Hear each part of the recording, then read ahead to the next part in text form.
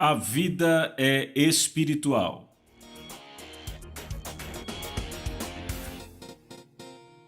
Glória a Deus! Eu estou aqui por duas razões principais. A primeira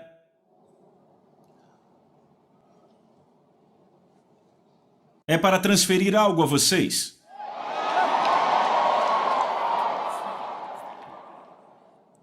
Porque sabe, a vida é espiritual.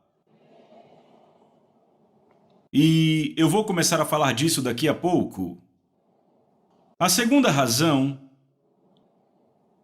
é o que chamamos de construção de capacidade.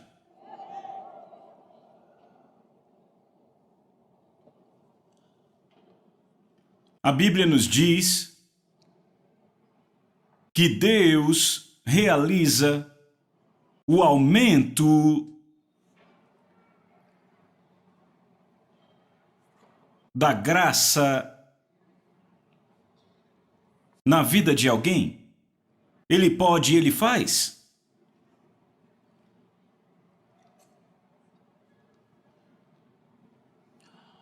Não são muitos que têm consciência de que no reino do Espírito há certas coisas que devem ser feitas. Sabe, depois que você entregou seu coração a Cristo, isto é apenas o começo da sua jornada.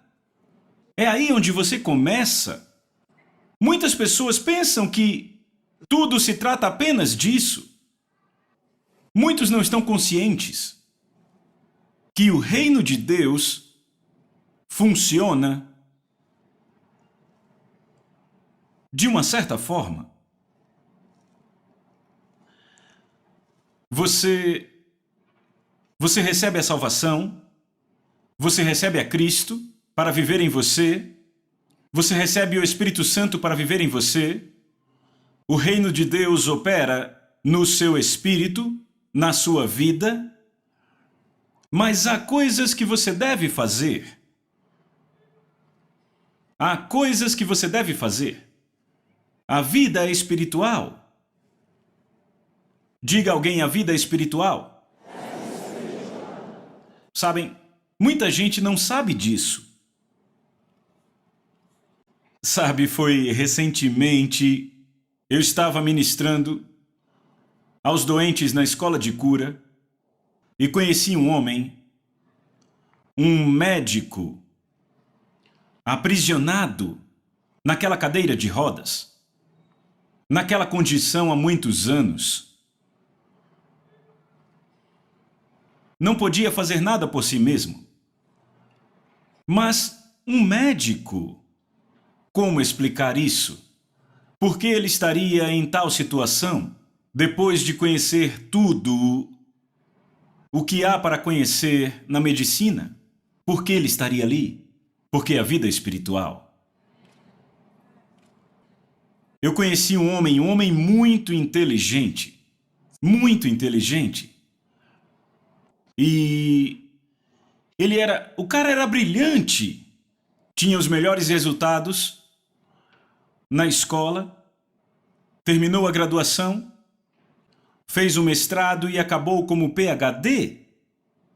Ele era o melhor em todo lugar. Então, aquela condição espiritual tomou conta dele. Ele não tinha respostas. Levaram ele aos melhores médicos porque o cara era tão brilhante que não queriam perdê-lo. É o tipo de cara para quem se faz planos e se diz: olha, nosso país terá algo no futuro com este cara. Mas a doença o tomou, os melhores médicos não ajudavam, o levavam de um hospital a outro, não havia solução. E ele era cristão. Mas ele se tornou tão inteligente que ele não precisava mais de Deus. Ele era tão inteligente, tão esperto. Eu o conheci e eu disse a ele: A vida espiritual. Eu disse a vida espiritual. Se você não tem uma solução para o seu problema agora,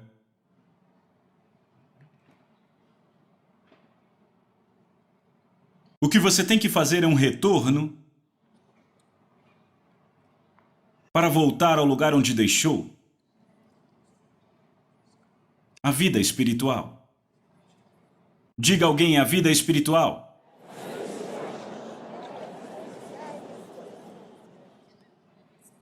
Sim, a vida espiritual. A vida espiritual. A vida humana é controlada a partir do reino espiritual, quer você saiba ou não. Não importa se você sabe ou não. É influenciada e controlada pelo reino do Espírito.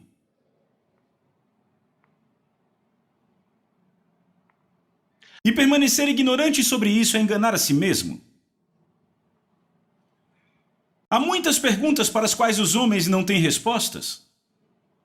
Leia a sua história. A história nos conta que Israel estava no Egito. A história nos conta, e para aqueles de vocês que conhecem a sua história muito bem, você sabe, de acordo com os livros de história, que Israel ficou no Egito por muitos anos. E então eles saíram do Egito. Pergunta: baseados em que leis eles cruzaram o Mar Vermelho?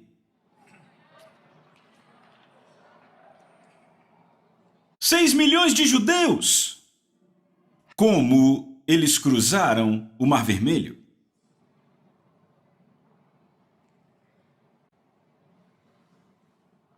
Quarenta anos no deserto. 40 anos. E seus sapatos cresceram em seus pés.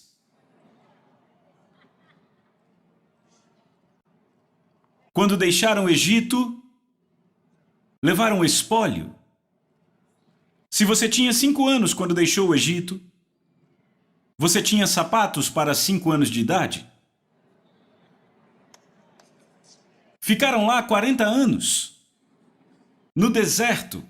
Quando você fez 25, ainda tinha os sapatos? Os sapatos cresceram com eles? Leia sua Bíblia. Lá diz que não havia nenhum inválido entre as tribos. Nenhuma vovozinha tinha que ser amparada, nenhum vovô tinha que ser carregado. Todo mundo era forte. Que lei era essa? No deserto. Eu fiz uma pergunta: como eles cruzaram o Mar Vermelho? Me digam.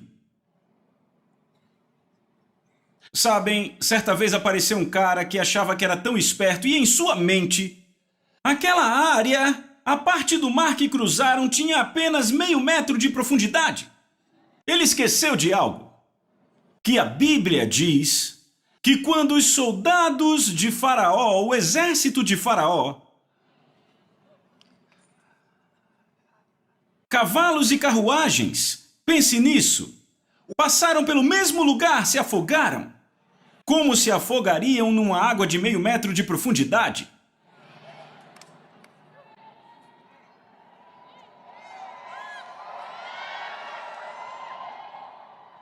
Eu nem citei a Bíblia ainda, eu disse que a história nos conta. Sabemos da história. Que eles saíram do Egito, cruzaram o Mar Vermelho. E a minha pergunta é: por que lei? Como fizeram isso? Diga alguém a vida espiritual.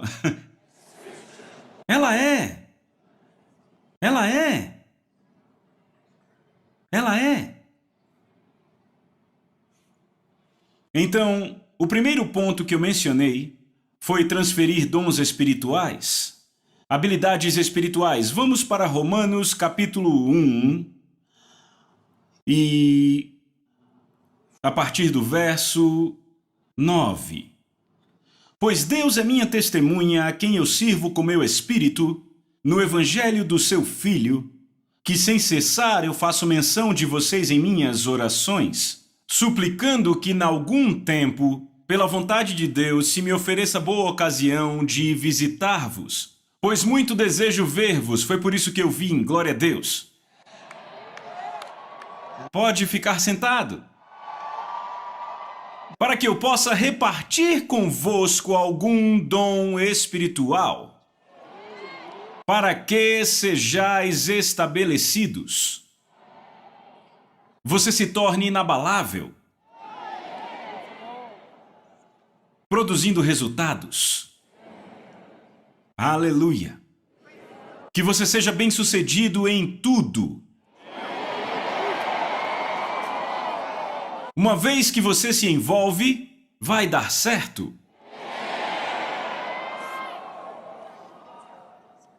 Porque somos especiais, somos especiais. A Bíblia diz que somos uma geração escolhida, um sacerdócio real, uma nação santa. Isso quer dizer separada e santificada. Um povo peculiar, um povo único. Glória a Deus para sempre. Livro de Tiago.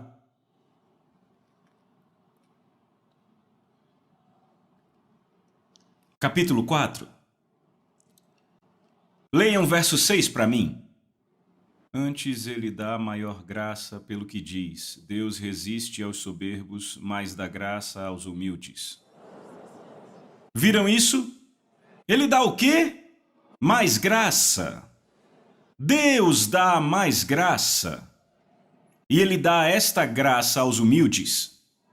Ele resiste ao soberbo e dá graça ao humilde. Resiste ao soberbo e dá graça ao humilde. Ele dá mais graça. Ele dá a você graça e adiciona mais e adiciona mais. Sabem, se você tem a habilidade de controlar um negócio que faz $20 mil por ano, e você quer partir disso para $200 mil por ano, o que você precisa é de mais graça. A graça vem em uma graça aumentada, porque se você não recebe mais graça, não importa que te deem muito dinheiro, você vai perdê-lo e voltar para seus 20 mil. Veem, pessoas são limitadas pela habilidade que elas têm nelas, que pode operar através delas.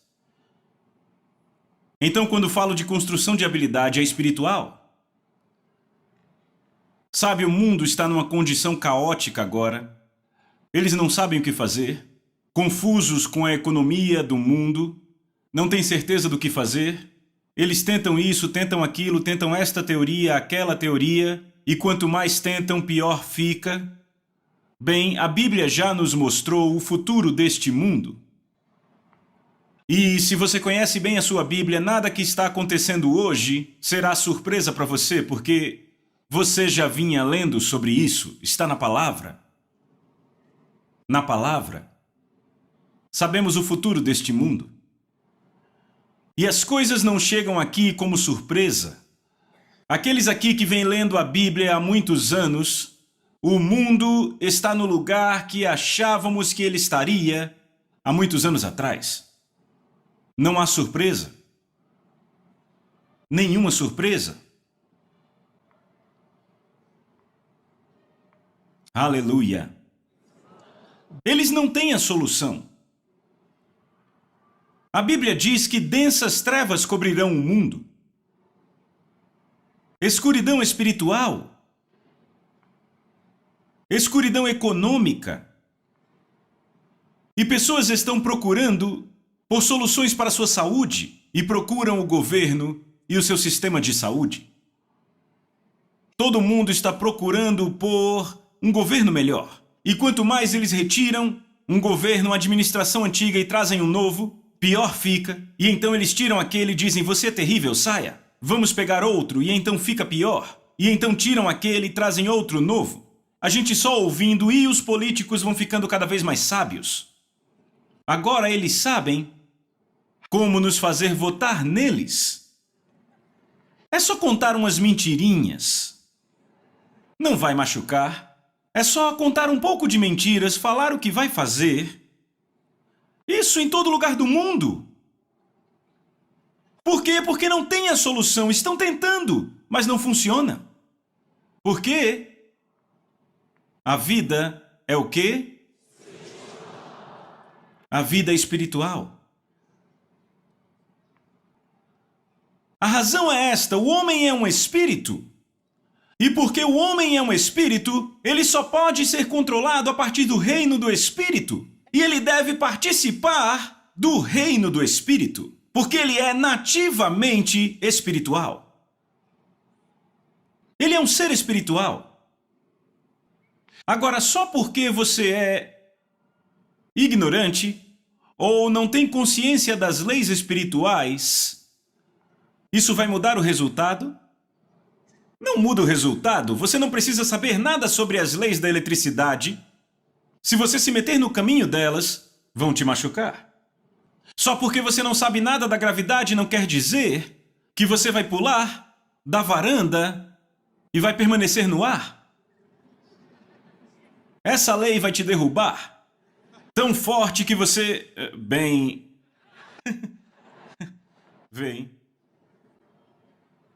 Então, quer você seja consciente ou ignorante das leis espirituais, não faz diferença, vai funcionar de todo jeito.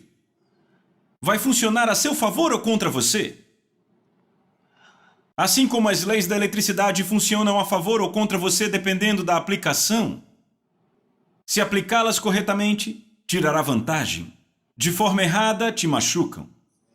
As leis espirituais são exatamente a mesma coisa.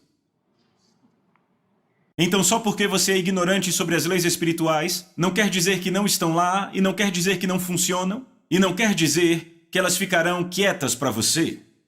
Não operam a seu favor ou contra você. Então, quanto mais rápido você perceber isso, melhor. Glória a Deus. Quantos aqui já leram sobre o rei Davi? Você conhece o rei Davi? Ele foi um dos maiores reis que já viveu. Aleluia! E Deus deu testemunho dele nas Escrituras. E Jesus falou a respeito de Davi.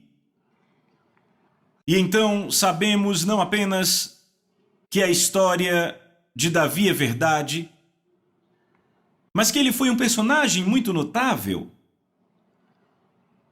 A palavra de Deus fala tanto sobre ele que temos que estudá-lo. Por que ele foi tão bem sucedido?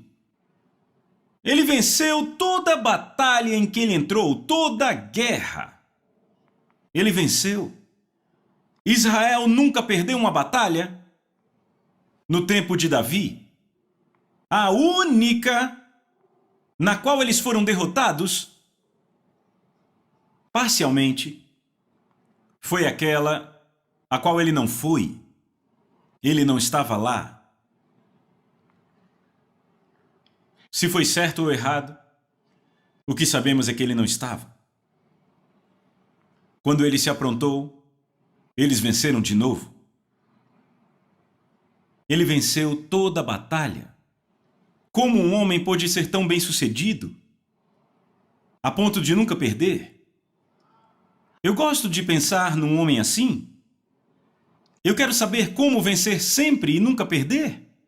Há pessoas que costumam vencer e perder, às vezes bom, às vezes ruim, e elas dizem, e os negócios? Ah, você sabe como são os negócios, um dia você ganha, outro dia você perde. Se acostumam a esse tipo de vida, às vezes saudável, às vezes doente, sabe? A vida para eles é sempre em cima e embaixo, em cima e embaixo, em cima e embaixo. Não deveria ser desta forma. Não é assim.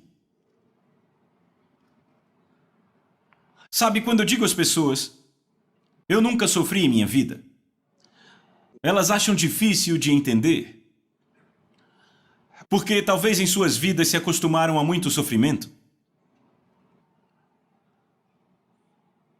Eu tomei posse da palavra de Deus quando ainda era muito jovem. Eu comecei a aprender e entender as Escrituras, ainda muito jovem. Isso me ajudou, porque quando os desafios da vida, quando as crises da vida vieram, eu venci. Toda vez. Eu aprendi as leis do Espírito. Eu aprendi como tomar posição nas coisas de Deus. Eu aprendi.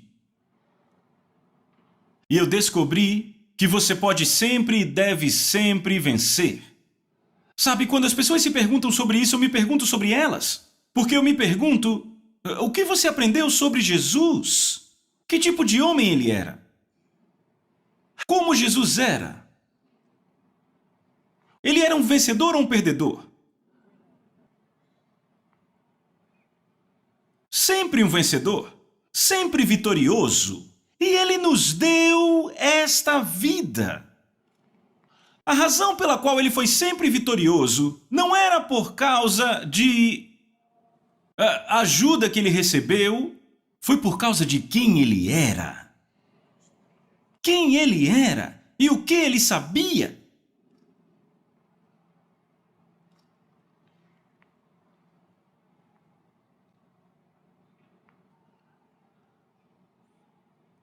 Sucesso ou fracasso depende de quem você é e o que você sabe.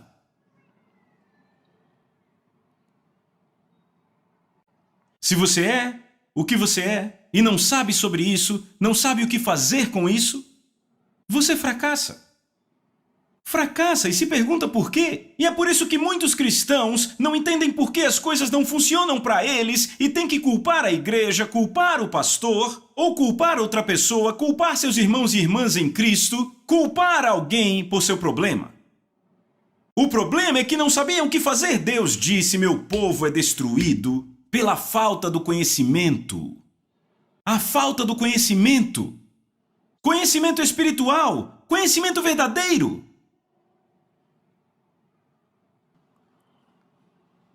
Vê, você precisa de mais graça em sua vida. Isso vai aumentar a capacidade de realizar. Sua habilidade em realizar, a velocidade em sua vida. A precisão na sua vida. Tudo isso será aumentado pela graça. Quando você tem mais graça, vai haver mais habilidade, mais favor, mais precisão, mais velocidade. E você se torna uma maravilha para a sua geração. Os outros não cessarão de se maravilhar com você. Como ele faz isso? Como ela faz isso? Isso é a graça de Deus. Sabe, muita gente pensa que a graça é aquela coisa que nós não temos nada a ver com isso, apenas aguardamos e esperamos que a graça possa nos localizar. E é só esperança que, de alguma forma, Deus, em sua infinita misericórdia, vai olhar aqui para baixo, nos achar e dizer: estou de bom humor hoje, vou dar um pouco de graça. Mas não é assim que funciona. Vamos ler algo. 2 Pedro, capítulo 1, começamos do verso 1. Vocês agora leem, 1, 2, vão. Simão Pedro, servo e apóstolo de Jesus Cristo, aos que conosco obtiveram fé igualmente preciosa na justiça do nosso Deus e Salvador Jesus Cristo. Continuem.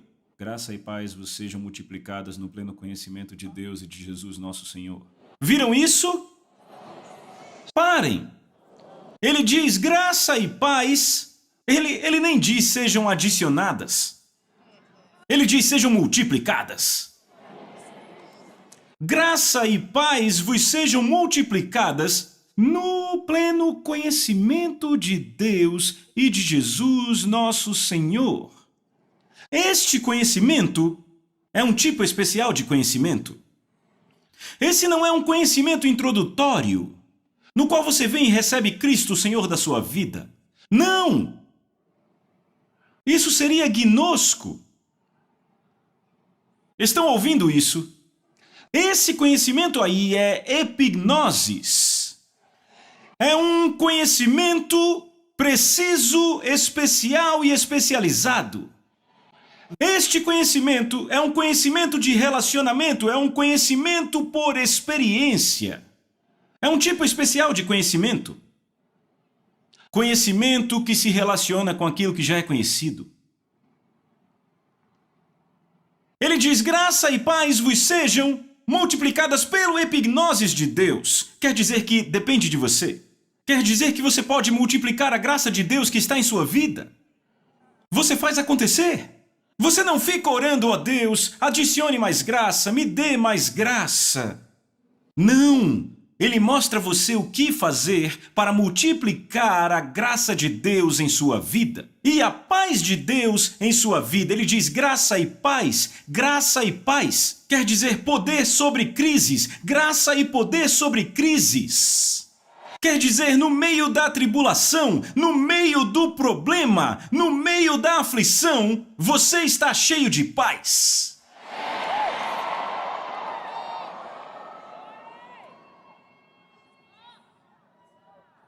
Graça e paz vos sejam multiplicadas no epignosis de Deus e de Jesus Cristo, nosso Senhor. A graça de Deus multiplicada em sua vida. Esse trabalho é seu. É sua responsabilidade. Se você não faz isso, nada será feito. Você apenas vai ficar com a mesma habilidade que tinha há 10 anos. E se essa habilidade não é aumentada, você não pode fazer mais. Como dizem, você só pode fazer o que pode fazer, nada mais. Só dá para fazer o que dá para fazer até que algo sobrenatural acontece. Glória a Deus. E aí você faz mais, porque há mais habilidade. É a mesma coisa em liderança, pastoreio. Você pode ser pastor de 2.000 pessoas. E para aí, mesmo que 500 novas pessoas venham à sua igreja, de alguma forma outras 500 vão embora.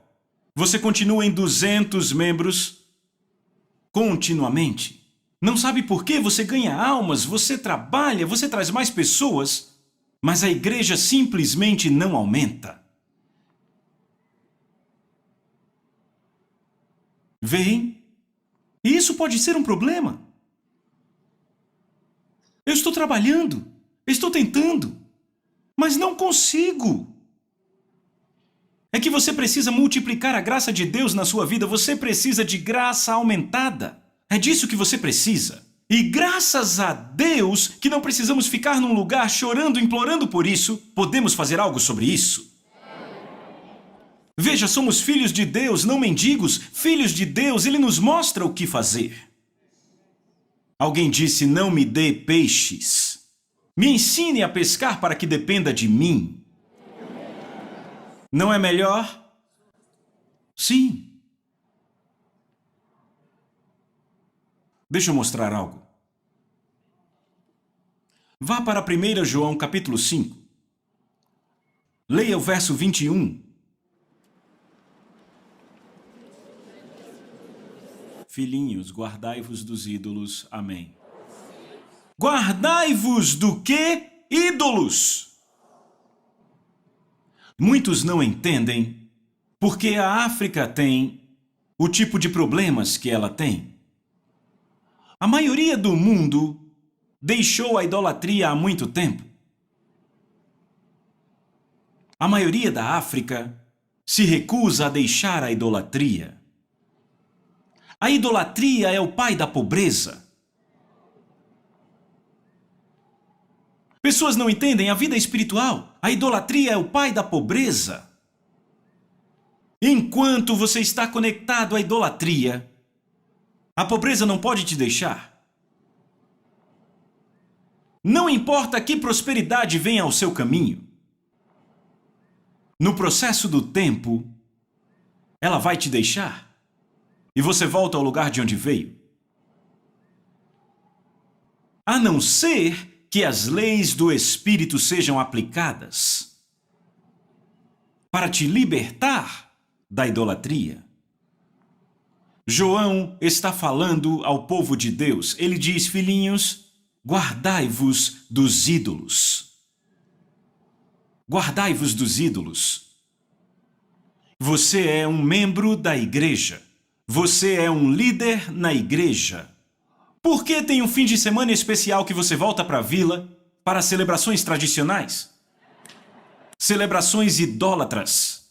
Quer dizer que você tem sido aprisionado por Satanás há muito tempo? Quer dizer que a pobreza vai te seguir? Não importa, mesmo que te ponham no topo do Banco Central. Todo o dinheiro vai embora.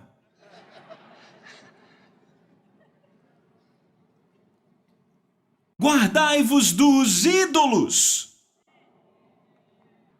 Idolatria é o problema de muitas pessoas na África. E muitas vezes isso afeta certas pessoas na igreja. Afeta certas pessoas na igreja, dentro da casa de Deus. Guardai-vos dos ídolos. Vou mostrar uma passagem. 2 Coríntios, capítulo 10. Vamos começar do verso 3.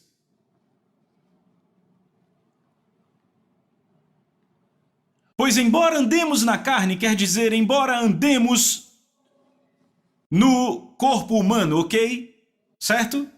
Pois embora andemos na carne, não guerreamos segundo a carne. Ele diz que há uma guerra acontecendo e não é uma guerra carnal. O problema que você está tendo não é a sua sogra. O problema que você está tendo não é o seu vizinho. O problema que você está tendo não é aquele cara que te odeia no escritório.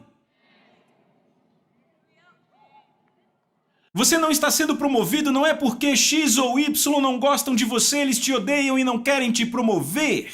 A Bíblia diz que a promoção não vem do leste ou do oeste. Não vem do sul. Ela vem de Deus.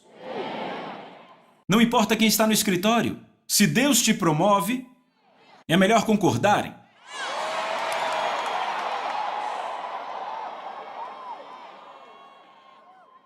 Ele diz: pois embora andemos na carne, embora vivamos neste corpo físico e nos movamos neste corpo físico, ele diz, não estamos engajados numa guerra carnal. Leiam mais, verso 4. Meu Deus, vejam isso. Pois as armas da nossa milícia não são carnais, ou seja, não são feitas por homens. Não têm entendimento humano, mas poderosas em Deus para a derrubada de fortalezas. O que são fortalezas? Fortalezas não são barreiras de metal.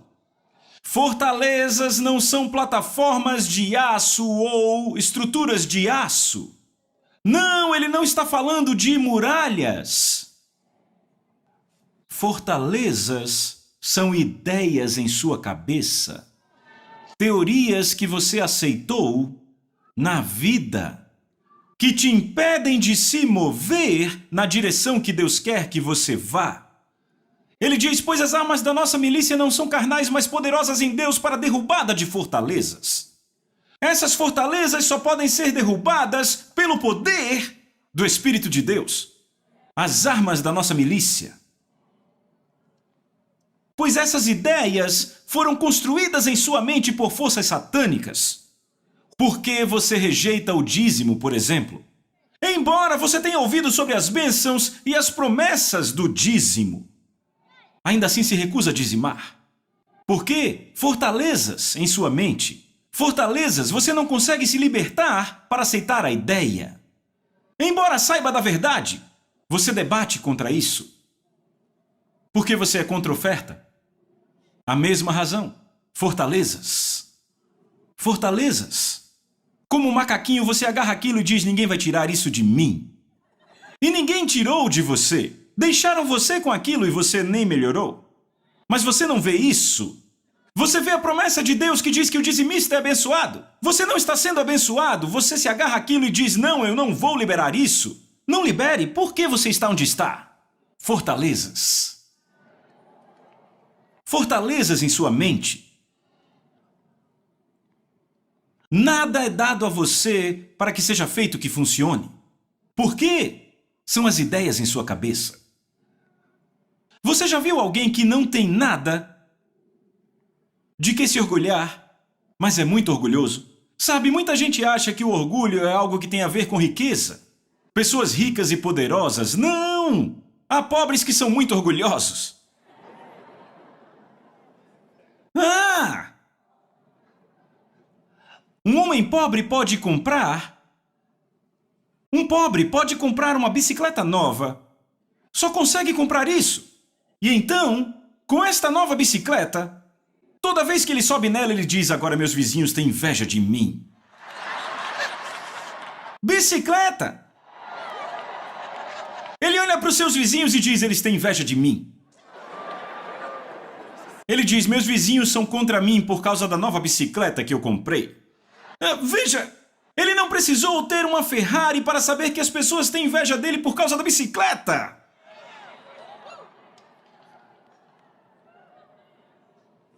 Diga alguém, a vida é espiritual. Porque ele é assim. Fortalezas em sua mente. Fortalezas em sua mente. Construídas ali por forças satânicas em sua vida. Ele foi exposto às coisas erradas. E agora cresceu. E essas ideias formaram algo nele. E ele não entende por que ele pensa assim. Mas eu entendo porque está na palavra. Eu entendo. Eu entendo por que ele pensa assim. Vamos ler mais. Você está no verso 4. Pois as armas da nossa milícia não são carnais, mas poderosas em Deus para a derrubada de fortalezas. Verso 5. Anulando imaginações. Aquelas imaginações não podem sair da sua mente até que o poder de Deus tire elas dali. Por que você continua a imaginar o divórcio? Por quê? Por quê? Porque você se imagina se divorciando. Por quê? Por que você imagina como roubar? Por quê? Por que você tem imaginado como roubar um carro? Por quê? Por que está em sua mente como matar alguém? Por quê? E agora você é cativo das suas imaginações malignas. Por quê? A única forma são as armas da nossa milícia. São poderosas em Deus para anular imaginações. Imaginações. O cara pegou uma arma, desceu as escadas, matou sua mãe e seu pai. Matou os dois. Por quê? Ele tinha assistido um filme e ouviu uma voz que disse a ele, é hora de fazer. Ele ficou imaginando até que aquilo tomou ele. E ele pôs para fora.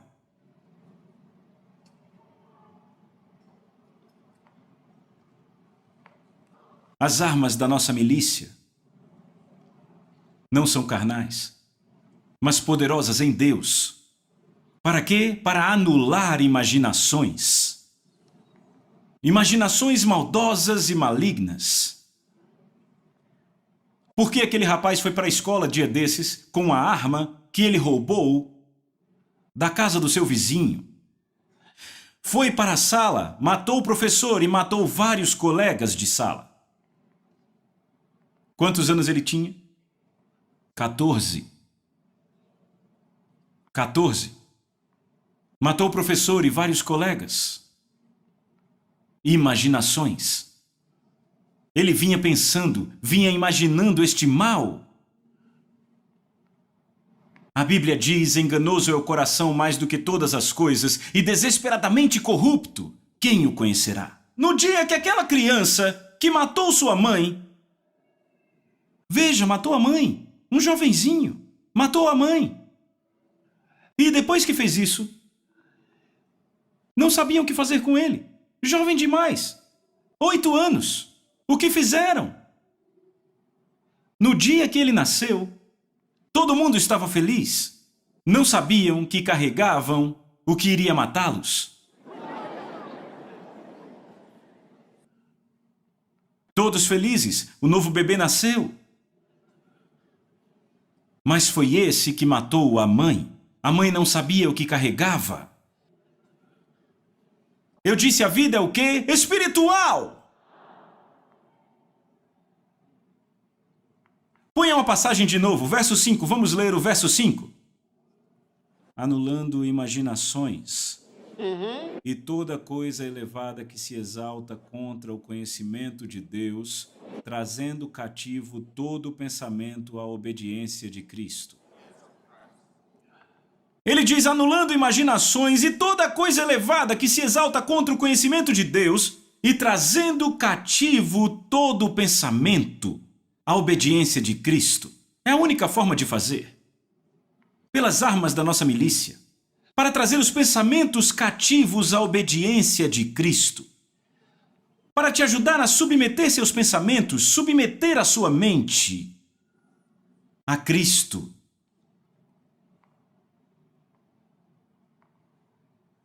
Aleluia! Vá para o Salmo 119. Deixa eu mostrar algo. Leiam o verso 19. Sou um estranho na terra, não esconda os teus mandamentos de mim. Aleluia! Aqui está Davi, um cara esperto. Um cara esperto, ele sabia o que pedir a Deus. Veja agora, leia. Eu sou um estranho na terra, não esconda os teus mandamentos de mim. Aleluia! Ele olhou para todo o mundo, um homem inteligente, e disse, ó Deus, eu sou um estranho na terra, não esconda teus mandamentos de mim. Não esconda teus mandamentos de mim. Por quê? Veja o verso 105, mesmo livro e capítulo. Verso 105. A tua palavra é uma lâmpada para os meus pés e uma luz para o meu caminho. A palavra de Deus é uma lâmpada para os seus pés. Andar por essa palavra, definir seu curso nessa palavra, é uma luz para o seu caminho. Verso 66, mesmo livro e capítulo. Leiam. Ensina-me bom julgamento e conhecimento, pois eu criei em teus mandamentos. Eu estou tocado. Eu estou tocado. Ensina-me bom julgamento e conhecimento. Sabe do que esse homem está falando aqui? Ele diz, pois eu criei em teus mandamentos. Não é suficiente só crer. Alguém diz, eu já crio, o que mais você quer de mim? Há mais. Há mais. Porque você quer que a palavra de Deus trabalhe para você, há mais. Ele diz, ensina-me bom julgamento. Bom julgamento. Como discernir o que é certo do que é errado. Como discernir o que é de Deus do que não é de Deus. Como discernir os princípios do reino espiritual. Ele diz, ensina-me bom julgamento e conhecimento. Ensina-me conhecimento. Sabe o que o homem está dizendo?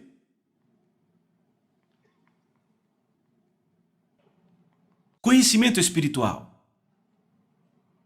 Sabe, às vezes eu olho para as pessoas e o que elas fazem e penso, se você conhecesse a palavra de Deus, não faria isso. Sabem, Jesus disse, vocês erram porque não conhecem as Escrituras. Erram porque não conhecem as Escrituras.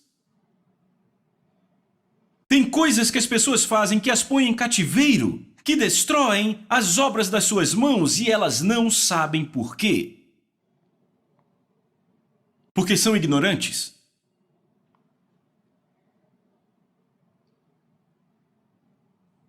Uma coisa que você não deve se descuidar é frequência na igreja. Estou dizendo, ir à igreja é tão importante para você, é tão importante, que deve ser para você uma prioridade. Porque a Bíblia diz que a igreja, e ele está falando da igreja local, ela é coluna e baluarte da verdade. Lá você torna possível o ministério do Espírito em sua vida. Você torna possível o Espírito Santo te trazer conhecimento, entendimento e julgamento. Julgamentos são. Eu lamento por aquele homem ou mulher que acha que ir à igreja não é importante.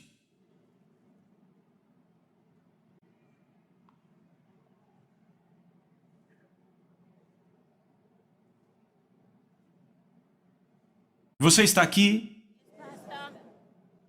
Glória a Deus, glória a Deus, glória a Deus. Veja a passagem de novo, verso 66. Vamos ler outra vez? Vamos ler. Ensina-me bom julgamento e conhecimento, pois eu criei em teus mandamentos. Eu criei em teus mandamentos. Eu criei. Agora, ensina-me bom julgamento e conhecimento. Ensina-me bom julgamento. Como dizer o que eu devo dizer e dizer corretamente? Quando dizer? Você pode dizer a coisa certa da forma errada e entrar em problemas. Ele diz, ensina-me bom julgamento. Deixe-me julgar corretamente. 67. Antes, rapaz, antes de ser afligido, eu andava errado. Vêem isso? Antes do seu problema começar, você já andava errado. Foi por isso que a vida chicoteou as suas costas. Vejam isso, antes de eu ser afligido, eu andava errado. Antes de eu ser afligido com aquele câncer, eu andava errado. Antes de eu ser afligido em meu emprego, eu andava errado. Para onde você andou errado? Antes de eu ser afligido, eu andava errado. Mas agora eu guardo a tua palavra. Vem, ele se corrigiu. Mas tem aqueles que não se corrigiram, não julgaram corretamente, não perceberam que o problema que estão tendo é porque eles andaram errado. Foi antes de eu ser afligido. Porque quando a unção chega na sua vida, pela presença do Espírito Santo, você é separado da aflição. A Bíblia diz, o inimigo não afligirá. É por isso que você não se encontra estando afligido, porque você andou errado. Não é difícil saber quando as coisas dão muito errado para as pessoas. Não é difícil, a linguagem muda. Você percebe pela linguagem delas, a forma como falam. As suas prioridades mudam, reordenam as prioridades. E as coisas do mundo, as coisas da carne, se tornam o seu tema dominante. É o que elas querem. Glória a Deus. Agora, o que você faz com a palavra de Deus depois que recebeu a salvação é muito importante. O que você faz com isso? A palavra de Deus foi dada a você, você recebeu salvação, você é um filho de Deus e agora você segue seu caminho, ok. Mas o que você faz com a palavra de Deus que te foi dada? O que você faz com isso? E o que isso está fazendo em sua vida? Eu digo às pessoas, o progresso na sua vida deve ser por todo lado. Se, por exemplo, você faz progresso em seus negócios, mas isso não aparece em sua vida espiritual, algo está errado. E algo vai dar errado muito em breve com esse negócio. Vem porque a vida disso foi negligenciada. A vida real foi negligenciada. E alguém diz, e se você estiver fazendo progresso espiritualmente e não nos negócios, isso não é possível? Não é possível. Talvez esteja definindo o progresso espiritual de forma errada. Você não pode estar fazendo progresso espiritualmente e não estar fazendo progresso em toda e qualquer área. Não, não, não, não, não, não. 1000 vezes não. Eu vou mostrar algo daqui a pouco. Não, melhor mostrar agora.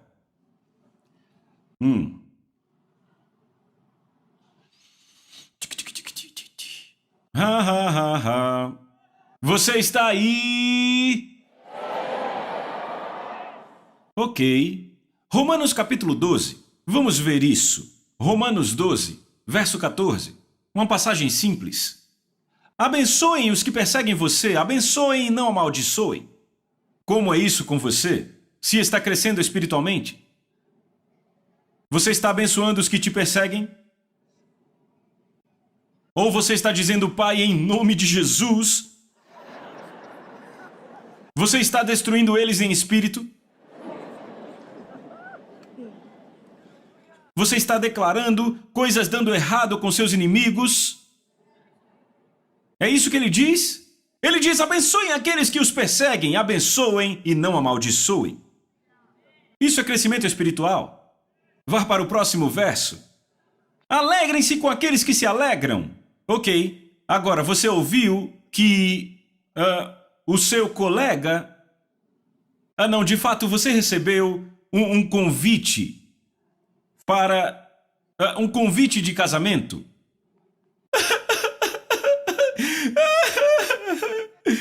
Você está olhando para um convite de casamento? Alguém espera que você... Oh, glória a Deus! Sabe por que eu choro? E quanto a mim? E você diz que está crescendo espiritualmente porque grita na igreja? Como isso é crescimento espiritual? Você está se alegrando com os noivos do convite? Não! Alguém informou a você que foi promovido 2 vezes. Aumentaram os salários, promoveram ele e então deram até uma nova casa a ele, um novo carro. E ao invés de dizer glória a Deus... Eu não entendo o que você não entende. Eu não entendo. Você não entende? Eu tenho servido a Deus, tenho sido fiel a Deus. Tudo que eu peço a Deus é só um emprego novo e Ele não me dá. E você diz que está crescendo espiritualmente? Olhe isso, alegrem-se com aqueles que se alegram. Você não está se alegrando, está com raiva.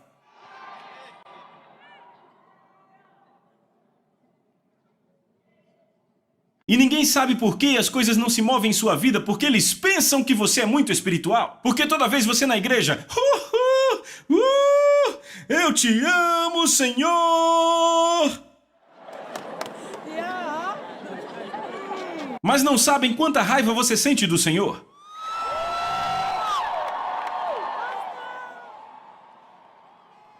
Mas veem você e acreditam que você está indo tão bem. Até dizem a você que queriam ser como você. Mas essa simples passagem, você não a cumpre. Alguém disse uma vez, sabe, eu estava pregando e alguém disse, há tantas coisas para fazer, será que alguém alguma vez consegue agradar a Deus? Eu disse, não é problema, deixa eu te dizer. Deus não disse... Vai e comece a procurar tudo para você fazer. Ele quer que a palavra de Deus viva em você. É isso que Ele quer. Medite na palavra e a palavra vai viver através de você. É isso que você precisa. Quando você medita na palavra, ela penetra em seu espírito e se torna parte de você. E vive através de você, expressa o reino de Deus por você. Não precisa ficar tentando fazer aquele esforço. Não. É sua natureza. Davi disse, tua palavra escondi em meu coração para não pecar contra ti. Ele não disse, tua palavra eu foquei e tentei segui-la. Não. Ele disse, tua palavra escondi em meu coração. Vem, coloque a palavra em você. Faça um depósito da palavra no seu espírito. A Bíblia diz, deixe que a palavra de Deus habite em você em abundância, ricamente. Deixe que a palavra habite em você. É isso que você precisa. Que ela entre em seu sistema. Como? Por meditação? Uma boa forma de fazer isso, você ouve a palavra agora, dá ouvidos a ela, e você a abraça e ela entra em você. Deixe que ela entre, não discuta com a palavra. Sabe, há pessoas que sempre brigam com a palavra. Fortalezas, lembram? Fortalezas. Elas têm fortalezas, as impedindo de fazer a palavra de Deus. Estão sempre argumentando. Mesmo quando não há nada a discutir, não se contentam e procuram algo. Encontraram. Tem pessoas falando disso e então ele vai até elas. Do que vocês estão falando? Nem é problema delas do que vocês estão falando. E então ele entra no meio e a próxima coisa é uma discussão. Sabe, há pessoas que querem briga de qualquer jeito. Todo lugar onde trabalharam brigaram com alguém. Então por que você é assim? Você briga em todo lugar. Ele não sabe por quê. Fortalezas. Ele tem uma forma de arrazoar. E até que esses grilhões sejam destruídos, ele estará em cativeiro, sem perceber que ele está em cativeiro. Esse é o problema com a prisão espiritual. Os que estão presos espiritualmente quase sempre não sabem que estão. Porque quando a prisão espiritual vem a cegueira espiritual e a surdez. Então eles não veem e não ouvem. Porque Satanás os manteve nesta situação. Mas os justos são libertados pelo conhecimento. Glória a Deus. Você ainda está aí? Glória a Deus. Deixa eu mostrar outra passagem simples, certo? Essa é bem simples. Vocês gostam, a maioria cita muito bem. Romanos capítulo 8, verso 11. Encontraram?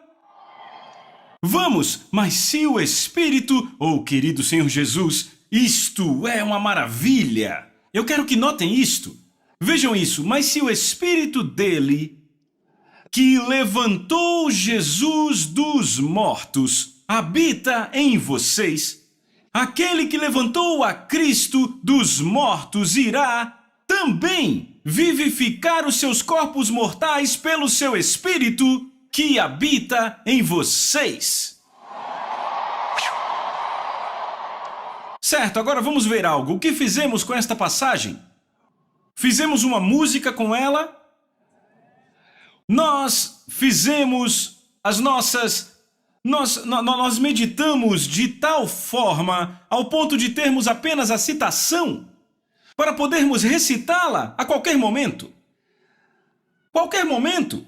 Se o Espírito daquele que ressuscitou Jesus dos mortos, nós conseguimos falar isso? O que fizemos com isto? Eu quero mostrar algo. João 3,16. Ok, vamos começar. 1, 2, vão. Porque Deus amou o mundo de tal maneira que deu o seu único Filho para que todo aquele que nele crer não pereça, mas tenha a vida eterna. Obrigado! Deus amou o mundo de tal maneira que ele deu o seu único Filho para que todo aquele que nele crê não pereça, mas tenha a vida eterna. Agora, eu digo às pessoas, você crê? A palavra diz que para todo aquele que crê, há um decreto, o decreto soberano de Deus, que diz que todo aquele que crê não perecerá. É um decreto. Deus diz para que todo aquele que nele creia não pereça, mas tenha. Então ele diz, aquele que crê nele tem a vida eterna. Agora, a maioria dos cristãos ficam citando isso, certo? Eles não chegaram na parte do crer. Então eles creem sem receber. Então eu digo a eles, você crê em Jesus? Sim, eu creio. O que você consegue quando crê? Eles começam a coçar a cabeça, não pensaram nisso? Mas você disse que aquele que crê tem a vida eterna. Então, se você crê, quer dizer que você tem. Então agora você é mais do que um crente, é um detentor. Você entende? Você transcendeu do lugar de crente. É por isso que, sabe, chamamos a nós mesmos de crentes. Eu sou crente, eu sou crente, eu sou crente, sou crente. Esta é uma jornada que não acaba. Você creu para ter. Crer foi o verbo necessário para te levar ao ter. Por que você ainda está crendo? Eu estou crendo em Deus para um carro, estou crendo para uma casa nova, estou crendo. Crer e crer? O quê? Você crê como uma jornada? Quando é que você vai ter aquilo no que creu para que você pare de crer e passe a ter? Vamos, você pegou algo aí? Vem, porque a maioria deles não foi ensinado que quando eles creem, eles recebem algo. Então não estamos sentados aí como crentes, mas como aqueles que de verdade têm algo. Vamos lá, você entende? Temos que ser conscientes do que recebemos pelo nosso crer. Quando você creu, você recebeu algo? Crer foi algo como o cheque. Você traz o cheque e eles lhe dão o dinheiro. Entendem? Ou você pagou pelo produto e eles deram a você. Agora você o tem. O cheque não está mais lá com você. Você pagou. Você tem o produto agora. Por que você ainda está crendo?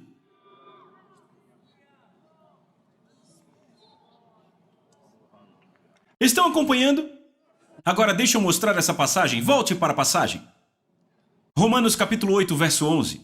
Deixa eu mostrar a você. Você citou por tanto tempo, mas eu quero te levar à realidade disso. Mas antes, sabe, algum tempo atrás, o Espírito de Deus falou comigo e disse: eu quero que você mostre ao meu povo como usar a palavra. Então, eu levantei e eu fui mostrar como usar a palavra. Eu achei que eu estava fazendo isso. Ele disse sim, em parte, mas há algo muito maior. Leve eles nesse nível mais alto, e é o que estou fazendo. Olhe bem para essa passagem agora. Veem a passagem? Ok, vamos. Ele diz: mas se o Espírito dele que levantou Jesus dos mortos habita em vocês, aquele que levantou Cristo dos mortos irá também vivificar os seus corpos mortais pelo seu Espírito que habita em vocês. Ok? Se o Espírito dele, que levantou Jesus dos mortos, vive em vocês, pergunta: ele vive em você? E você diz sim, ele vive. Ok, bom. Aquele que levantou Cristo dos mortos irá também vitalizar, vivificar, dar vida aos seus corpos mortais? Quando ele vai fazer isso? Você citou o ano passado? Citou há 5 anos atrás? Você citou no começo desse ano? Ainda está citando? Ok, quando isso será cumprido?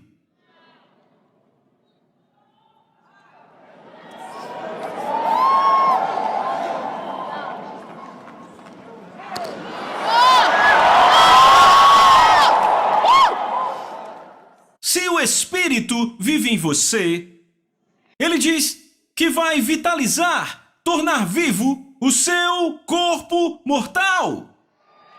Não por outro espírito, mas pelo Espírito que vive em você. Ele vai fazer o seu corpo tornar-se vivo. Ele diz: seu corpo destinado à morte, o seu corpo mortal, se tornará vivo pelo Espírito Santo que vive em você. Pergunta: quando ele vai fazer isso?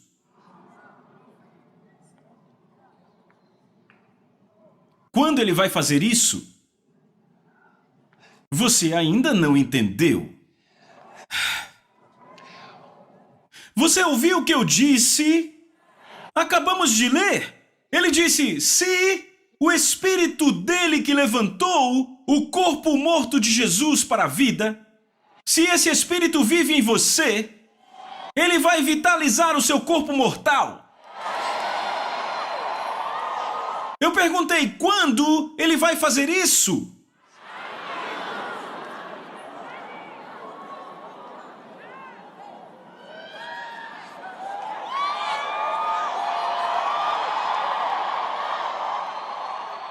Veem, porque muitos de nós não entendem como estas fortalezas, ideias em nossa mente que nos impedem de ver a realidade da palavra de Deus e vivemos no reino das promessas sem perceber isso que estamos fazendo.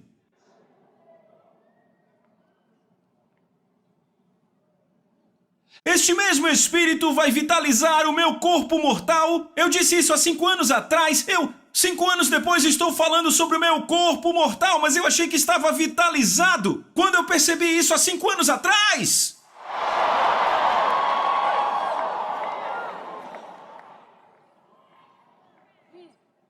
Quando você descobriu sobre isso, isso se tornou real.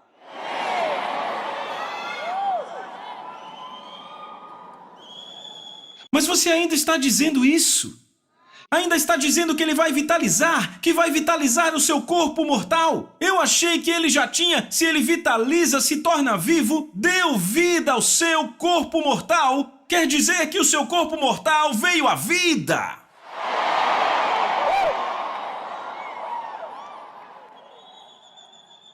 Você vê por que ainda não entendemos? Porque dores de cabeças, gripes, febres, porque ainda estamos sujeitos a esses elementos do mundo. Ainda não entendemos isso. Porque, de alguma forma, de certa forma, ainda estamos vivendo no reino das promessas, enquanto as promessas foram cumpridas em Cristo Jesus. Ele disse: se ele vive em você, ele vai vitalizar. Se ele vive em você, a pergunta é quando? Bem, quando ele fez morada nas dependências do meu corpo, ele deu vida ao meu corpo físico. E eu me tornei vivo. Oh, glória a Deus! Era isso que Paulo sabia. Foi por isso que quando a serpente o picou, ele não foi movido. Ele a sacudiu no fogo e continuou os seus negócios. Alguém grite amém!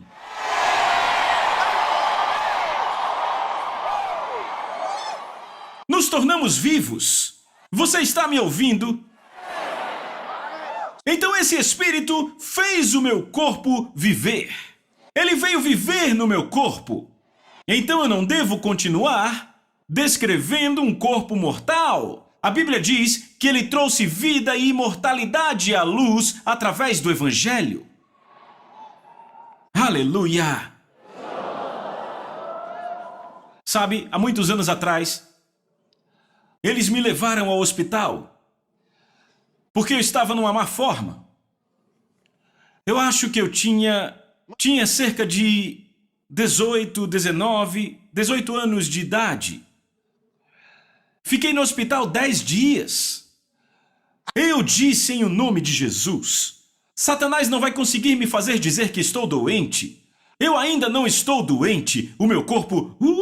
Eu disse: você não vai me fazer dizer que estou doente. Eu ainda não estou doente. Ai, ai, ai, ai, ai. Eu me recuso a estar doente.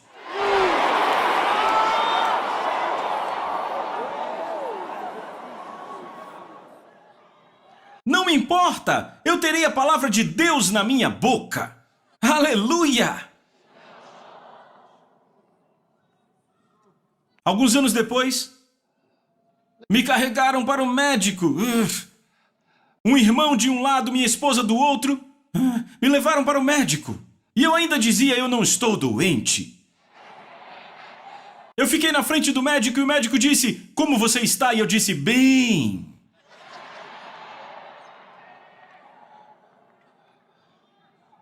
Ele sabia que havia algo de errado. Como me trariam daquele jeito eu estando bem? Eu não estava me sentindo bem de jeito nenhum. Eu disse: não há doença em meu corpo. Ele disse: vamos fazer um exame. Fizeram todos os exames, tudo o que havia para fazer e não conseguiam definir e disseram: ok, vamos para casa então. Mas eu me sentia tão mal que me levaram a outro médico. Me colocaram numa maca. Checaram tudo, colocaram uma coisa nos meus ouvidos, no meu nariz, nos meus olhos, tentaram tudo. E não acharam nada. Então ele pôs a mão na cintura, olhou para minha esposa, olhou para mim e disse: o que você faz? Eu disse: eu sou um pregador. E ele: oh!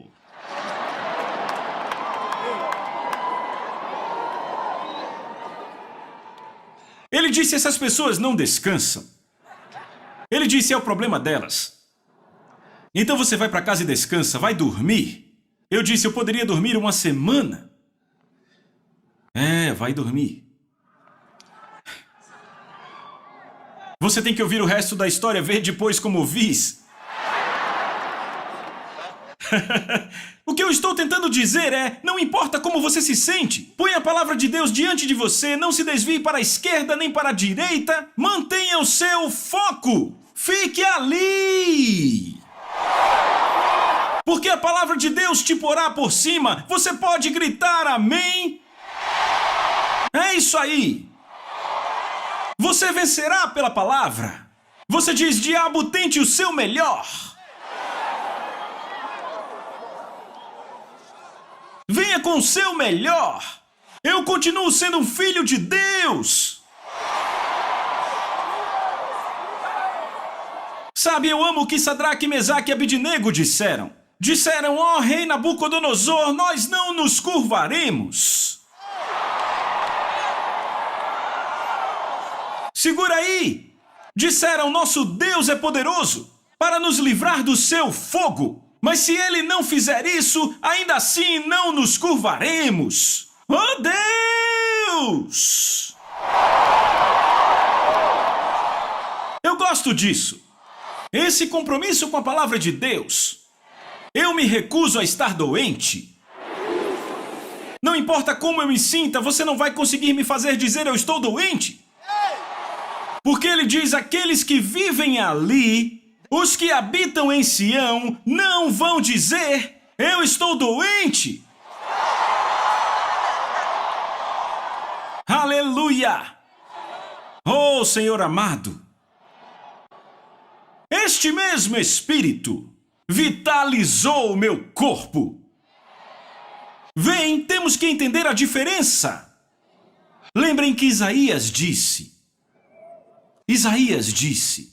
olhando para frente, para a cruz, numa visão profética, ele disse: por suas pisaduras somos curados. Pedro, depois que Jesus tinha vindo para cumprir isso, olhou para trás, para a cruz, e ele disse: por cujas pisaduras vocês foram curados.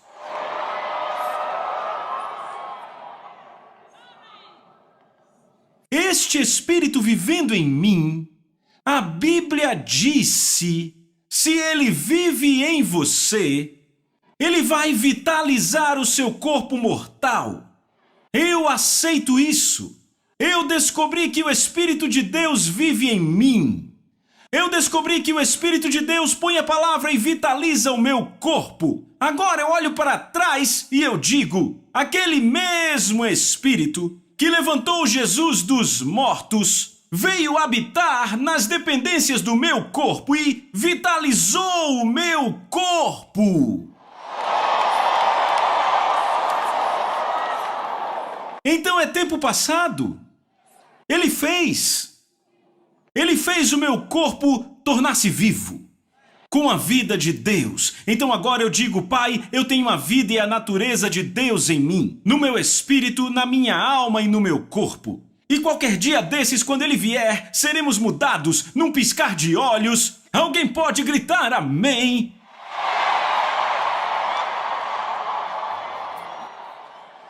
E esperamos. Quem sabe, um dia muito em breve, o último culto acontecerá. Um dia muito em breve, o último encontro será organizado. Vocês estão me ouvindo? Um dia muito em breve, a última conferência acontecerá. E então, de repente, um som vindo do céu, a trombeta de Deus, e os mortos em Cristo ressuscitarão primeiro. Aleluia! E nós, os vivos que permanecermos, seremos arrebatados. Oh, glória a Deus! Oh, meu Deus, meu Deus, meu Deus!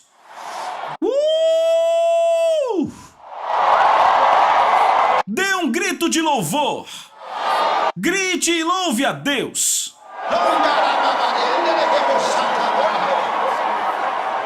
Glória ao seu nome para sempre. Aleluia, aleluia, aleluia. A vida é espiritual.